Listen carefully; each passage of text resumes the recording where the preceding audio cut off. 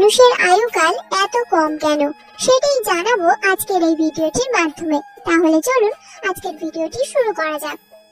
কলিযুগের মানুষদের জীবনকাল কেন এত ছোট তা বোঝাতে প্রথমে কিছু প্রাথমিক বিষয় জানানো প্রয়োজন।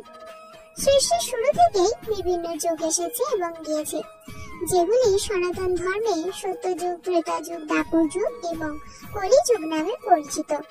প্রতিটি যুগের নিজস্ব বৈশিষ্ট্য ও সময়কাল রয়েছে। সত্যযুগ, এই যুগে মানুষরা ছিল খুব ধার্মিক, নিষ্কলঙ্ক এবং ন্যায়পরায়ণ। তাদের মধ্যে কোনো পাপ ছিল না এবং তাদের জীবনকাল ছিল সবচেয়ে দীর্ঘ, প্রায় 10,000 বছর বা তারও বেশি। ত্রেতা যুগ, সত্যযুগের পর আসে ত্রেতা যুগ। এই যুগে পাপ কিছুটা বৃদ্ধি পায় এবং মানুষের জীবনকাল কমে যায় প্রায় 1000 বছর। দ্বাপর যুগ, এরপর আসে দ্বাপর যুগ। এই যুগে পাপ আরো বৃদ্ধি পায় এবং মানুষের জীবনকাল আরো কমে যায় প্রায় 100 বছর। কলিযুগ, শেষে আসে কলিযুগ, যা আমরা এখন বাস করছি। এই যুগে পাপ, লোভ, হিংসা এবং অসত্যের আধিক্য সবচেয়ে বেশি। এই যুগে মানুষের জীবনকাল সবচেয়ে কম, সাধারণত 100 বছরেরও কম। কিন্তু কেন এমন হলো? পাপ ও অধার্মিকতা। কলিযুগে পাপের আধিক্য সবচেয়ে বেশি। অসত্য, লোভ, হিংসা এবং অধার্মিকতা মানুষের জীবনে গভীরভাবে প্রবেশ করেছে। এই ধরনের জীবনধারার কারণে মানুষের শরীর এবং মন দুর্বল হয়ে যায়, ফলে জীবনকাল কমে যায়। দেহের দুর্বলতা, যুগের পরিবর্তনের সাথে সাথে মানুষের দেহের সক্ষমতা কমে গেছে। সত্যযুগে যেখানে মানুষ শুদ্ধ এবং স্বাস্থ্যকর জীবনযাপন করত, কলিযুগে তা পরিবর্তিত হয়ে গেছে। খাদ্য, পানীয়, পরিবেশ সবকিছুতেই দূষণ বৃদ্ধি পেয়েছে, যা মানুষের জীবনকাল কমিয়ে দিয়েছে।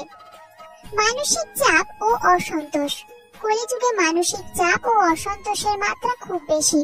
ব্যক্তিগত, সামাজিক এবং পেশাগত জীবনে নানা সমস্যার কারণে মানুষের মানসিক এবং শারীরিক স্বাস্থ্যের অবনতি ঘটে, যা জীবনকালকে প্রভাবিত করে। অপুষ্টি ও রোগ, কলিযুগে অপুষ্টি ও রোগের আধিক্য বৃদ্ধি পেয়েছে। খাদ্য এবং পানীয়ের মান কমে গেছে, ফলে বিভিন্ন রোগের প্রকোপ বেড়েছে। চিকিৎসার উন্নতি হলেও রোগের আধিক্য মানুষের জীবনকাল কমিয়ে দিয়েছে। পরিবেশগত পরিবর্তন, কলিযুগে পরিবেশের অবনতি হয়েছে। গাছপালা কেটে ফেলা, জল দূষণ, বায়ু দূষণ ইত্যাদির কারণে মানুষের স্বাস্থ্যহানি হয়, যা জীবনকালকে প্রভাবিত করে। কলিযুগে মানুষের জীবনকাল কমে যাওয়া শুধু একটি প্রাকৃতিক প্রক্রিয়া নয়, বরং আমাদের কাজ এবং জীবনধারার ফল। সততা, ন্যায়পরায়ণতা এবং ধার্মিকতার অভাব আমাদের জীবনের উপর প্রভাব ফেলে।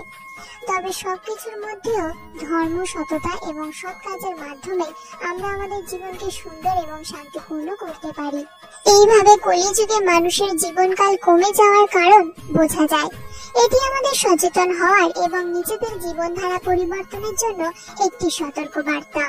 কলিযুগ নিয়ে ভগবান শ্রীকৃষ্ণের 6টি ভবিষ্যৎবাণী অক্ষরে অক্ষরে আজও মিলে যায়। কলিযুগের অর্থ হলো কালো যুগ বা ছায়া যুগ। কলিযুগ হলো যুগচক্রের শেষ পর্যায়। এই যুগে অন্ধকার ছাড়া আর কিছুই অবশিষ্ট থাকবে না। রাগ, হিংসা, স্বার্থপরতা এসে গ্রাস করবে পুরো পৃথিবীকে। এরপরেই বিনাশ হবে কলিযুগের। দ্বাপর যুগে শ্রীকৃষ্ণ কলিযুগ নিয়ে বেশ কিছু কথা বলে গিয়েছিল, যা আজও মিলে যায়। ভগবান বিষ্ণুর অবতার শ্রীকৃষ্ণের করা এইসব ভবিষ্যৎবাণী এখন প্রতিদিন সত্যি প্রমাণিত হয়। জানেন কি কলিযুগে 6টি ঘটনা নিয়ে কি বলেছেন ভগবান শ্রীকৃষ্ণ? চলুন জেনে নেওয়া যাক। অর্থই অনর্থের মূল। কলিযুগে মানুষ এতটাই অজ্ঞান হবে যে অর্থের পেছনেই ছুটে বেড়াবে, অর্থের জন্য কাউকে চিনবে না। রক্ত, মারামারি, হানাহানি সমস্ত রকমের নিকৃষ্ট কাজ করতে তারা পিছুপা হবে না। মানুষ এতটাই নির্মম হয়ে যাবে যে তাদের কাছে আর কোনো সম্পর্কেরই মূল্য থাকবে না। মেয়েদের অপমান, কলিযুগে পুরুষ নারীকে তার চেয়ে ছোট চোখে দেখবে এবং প্রকাশ্যে নারীকে অপমান করবে। নারীকে অপমান করেই পুরুষ নিজেকে আরো বড় বলে মনে করবে। অন্যদিকে নারীর সাহস ও আত্মত্যাগ পুরুষের কাছে মূল্যহীন হয়ে যাবে। একই সঙ্গে পুরুষের ও কোনো মূল্য থাকবে না নারীর কাছে। গুণ নয়, রূপেই ঘায়েল। নারীর গুণের থেকে রূপের বেশি কদর করবে পুরুষ। দাপর যুগে দাঁড়িয়ে এমনটাই বলে গিয়েছেন শ্রীকৃষ্ণ। নারীকে পণ্য হিসেবে দেখবে পুরুষরা, সমাজে নারীর গুরুত্ব কমবে। পুরুষরা শুধুমাত্র নিজের সুখের জন্য নারীকে ব্যবহার করবে। পুরুষদের মতো মহিলারাও অর্থনৈতিক কাজে জড়াবে। নিজের সুবিধার জন্য নারীরাও অবৈধ কাজে লিপ্ত হবে। সম্পর্কের কোনো মূল্য দেবে না, সম্পর্ক বারবার জড়াবে। তেমনি সম্পর্ক ভাঙতে দুবার ভাববে না। ধনী পুরুষদের গুরুত্ব দেবে নারীরা। কলিযুগে মেয়েরা টাকা দেখে আকৃষ্ট হবে। নিজের দরিদ্র স্বামীকে ফেলে ধনী পুরুষের সঙ্গে চলে যাবে। দরিদ্র পুরুষদের নারীরা কেউ মূল্য দেবে না। মেয়েরাই মেয়েদের শত্রু। কলিযুগে মেয়েরাই মেয়েদের কষ্টের প্রধান কারণ হবে বলে সতর্ক করেছেন শ্রীকৃষ্ণ। মেয়েদেরকে ছোট করে দেখবে স্বয়ং মেয়েরাই, মহিলাদের নিয়ে ব্যঙ্গ করবে মেয়েরাই।